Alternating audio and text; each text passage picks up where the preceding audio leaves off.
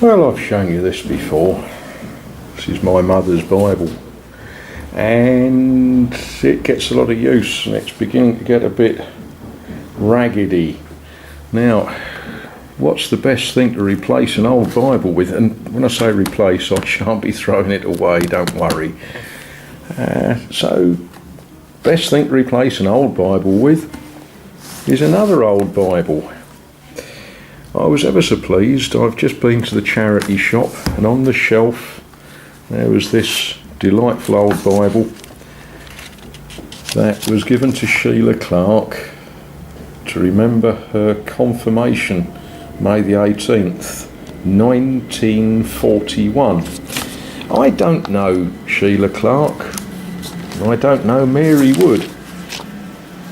She doesn't seem to have read this Bible very much. It's not like my mother's one with bookmarks and thumbprints and wearing out in it. But I guess the only thing to do is to see if it works. Let's give it a little test run, shall we? Now, I cheated a bit and I put a bookmark in here for something suitable for this week. And we're in Mark chapter 15. And straightway in the morning the chief priests held a consultation with the elders and scribes and the whole council, and bound Jesus and carried him away and delivered him to Pilate. And Pilate asked him, Art thou the king of the Jews? And he answering said unto him, Thou sayest it. And the chief priests accused him of many things, but he answered nothing.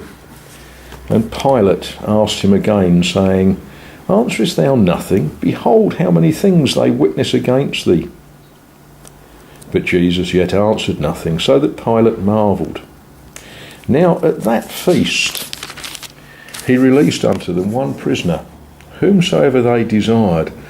And there was one named Barabbas, which lay bound with them, that had made insurrection with him, who had committed murder in the insurrection.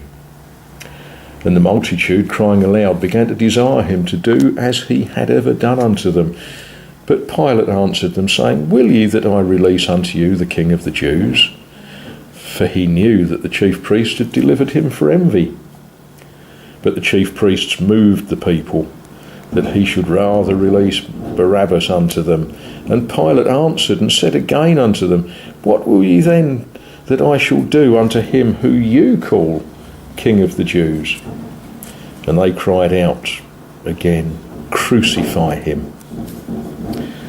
Then Pilate said unto them, Why, what evil hath he done? And they cried out the more exceedingly, Crucify him. So Pilate, willing to content the people, released Barabbas unto them, and delivered Jesus, when he had scourged him, to be crucified. And the soldiers led him away into the hall called Praetorium, and they called together the whole band. And they clothed him with purple, and plaited a crown of thorns, and put it about his head, and began to salute him, Hail, King of the Jews. And they smote him on the head with a reed, and did spit upon him, and bowing their knees worshipped him. And when they had mocked him, they took off the purple from him, and put his own clothes on him, and led him out to crucify him. And they compel one Simon, a Cyrenian, who passed by, coming out of the country, the father of Alexander and Rufus, to bear his cross. And they bring him unto the place Golgotha, which is being interpreted the place of a skull. And they gave him to drink wine mingled with myrrh, but he received it not. Well, we always give thanks for the words we find in the Bible, the words of God. I'll share that with you. I'll leave it where it falls. This will be the book that I shall wear out, save my mother's poor old Bible from any further damage from my brutish and foolish hands.